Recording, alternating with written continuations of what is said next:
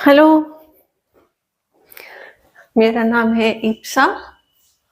हम कर रहे हैं मैथ्स में क्वाड्रेटिक इक्वेशंस के वर्ड प्रॉब्लम्स। हम लोग हैं एपिसोड बी पर। स्पेसिफिकली वर्ड प्रॉब्लम्स कर रहे हैं।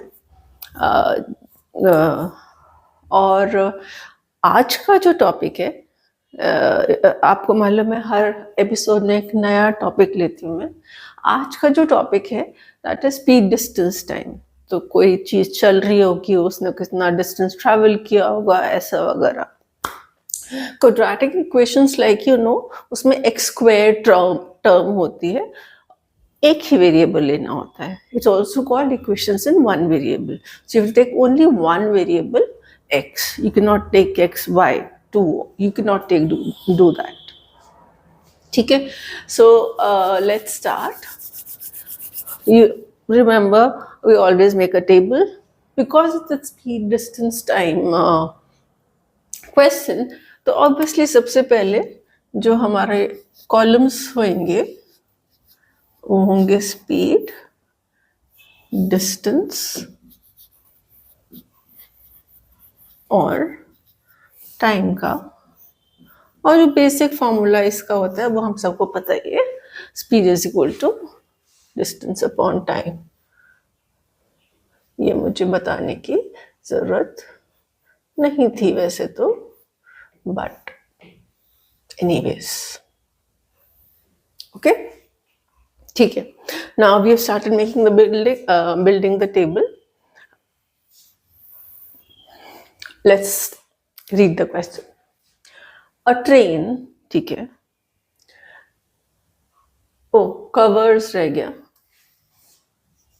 Covers a distance of 90 kilometres. ठीक है, तो हम यहाँ लिख देते हैं 90 किलोमीटर्स क्योंकि हमें एक डिस्टेंस पता है। 90 kilometres at a certain speed, that means हमें स्पीड नहीं पता है, नहीं पता है। एंड वैसे भी अगर आप लास्ट सेंटेंस देखो, फाइंड ओरिजिनल स्पीड, ठीक है, तो जो फाइंड करना है उसको हम x ले लेंगे, तो हम स्पीड x ले लेते हैं। Done. Train covers a distance of 90 kilometre, ये यूज हो गया एट अ सर्टेन स्पीड, उसको हमने x ले लिया। नाउ सेकेंड सेंटेंस जो हम आधा पढ़ेंगे, okay.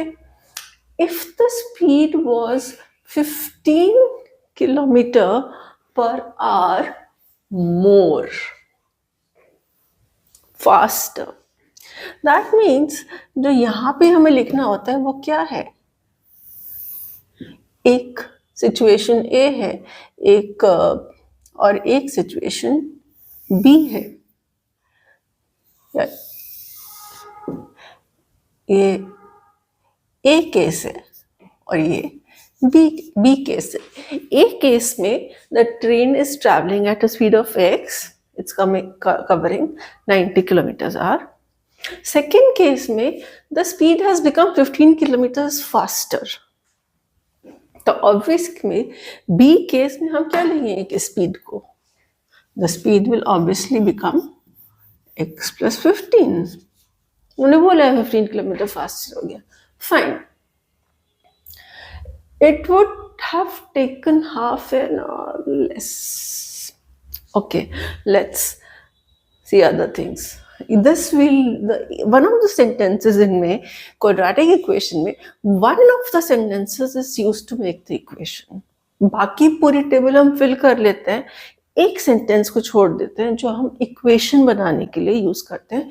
So probably this is the sentence जो मैं इक्वेशन के लिए यूज करूंगी, तो मैं अभी इसको टेबल में यूज नहीं करूंगी। और देखते हैं टेबल में क्या फिल हो सकता है।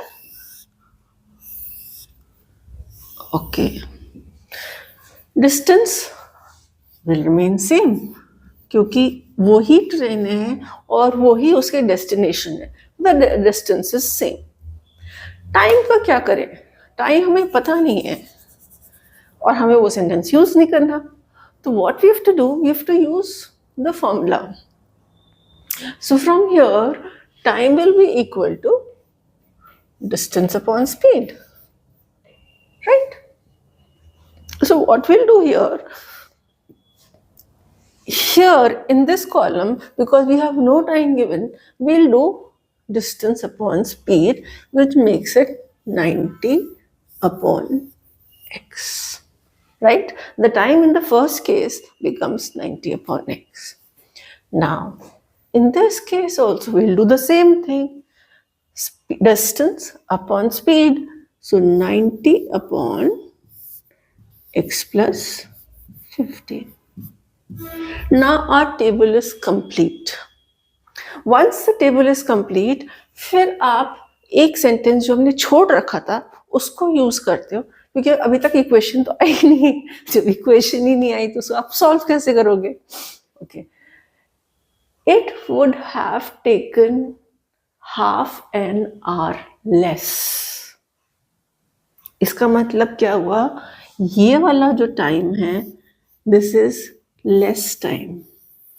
अगर वो फास्ट जा रही है तो ऑब्वियसली कम टाइम लेगी ना, ऑब्वियस सी बात है. और ये मोर टाइम है, ठीक है. अब एक मोर है, हम दोनों टाइम्स लिख देते हैं, 90 अपॉन एक्स, और यहां लिख देते हैं 90 upon x plus 15. Okay, this is less this, and suppose I want to put an equal to sign. ये ज्यादा है, ये कम है, हमें ऐड कर. The question we should always ask is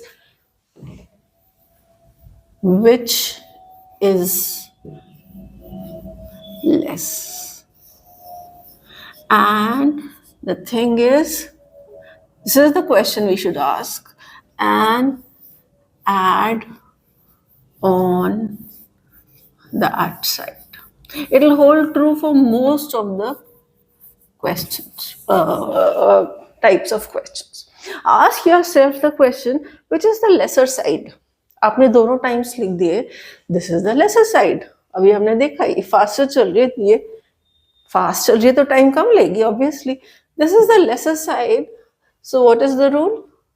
अगर दोनों को बराबर करना है और ये लेस है तो हमें यहाँ पे ऐड करना पड़ेगा टाइम. हम क्या ऐड करेंगे? Half an hour.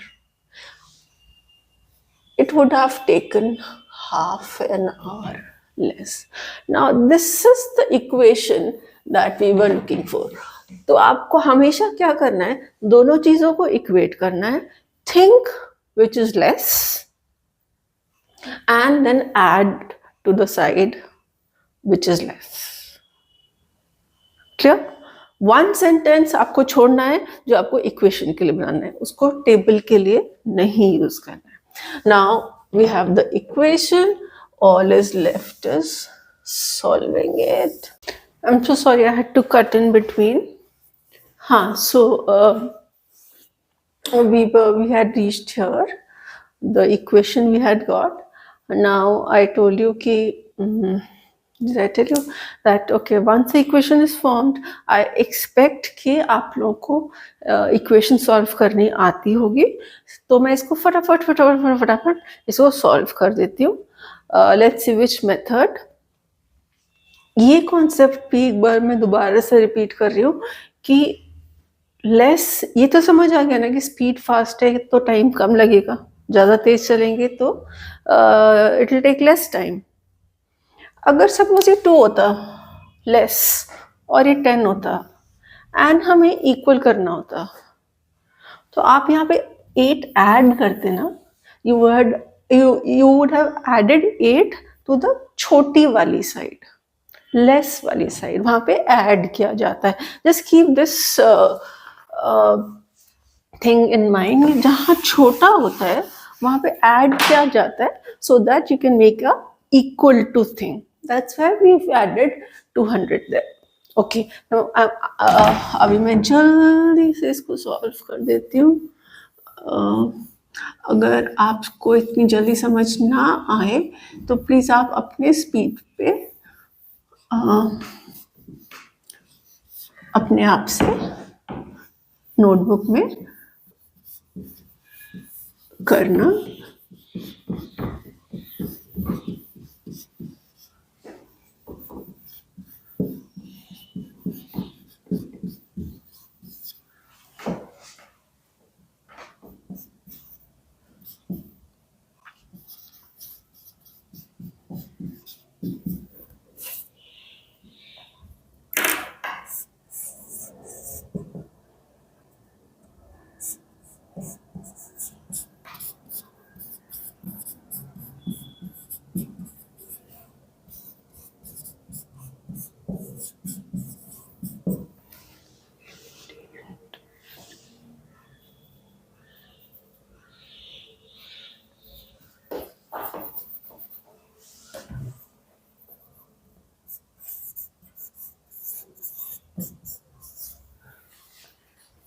We want factors of 2700. Start with 30 and 90, 40, 43, 300, no, 45 and 60. Okay, so the factors we've got for 2700 are 45 and 60, which are giving us 15 also, and which are giving us 2700 also. I'll keep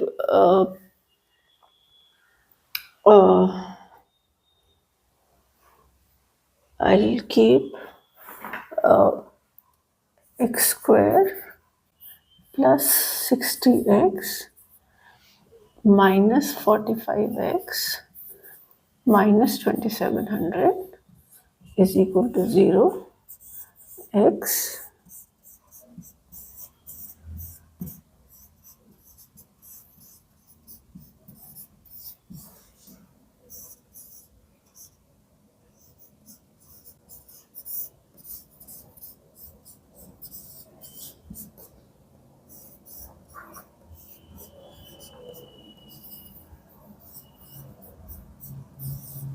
So what we get is either the speed of the train can be 45 or the speed of the train can be minus 60. Now obviously the speed of the train cannot be minus 60. So the speed of the train is 45 kilometer per hour. The original speed of the train that they had asked for is 45 kilometer per hour. This is just mechanical part जो आपको quadratic equation solve करने में आता है. The objective of this episode was to get a equation from a word problem. Hopefully आपको समझ आ गया होगा. We'll continue with this topic next. I'm making episode C in a while, and then we'll look at it. Thank you.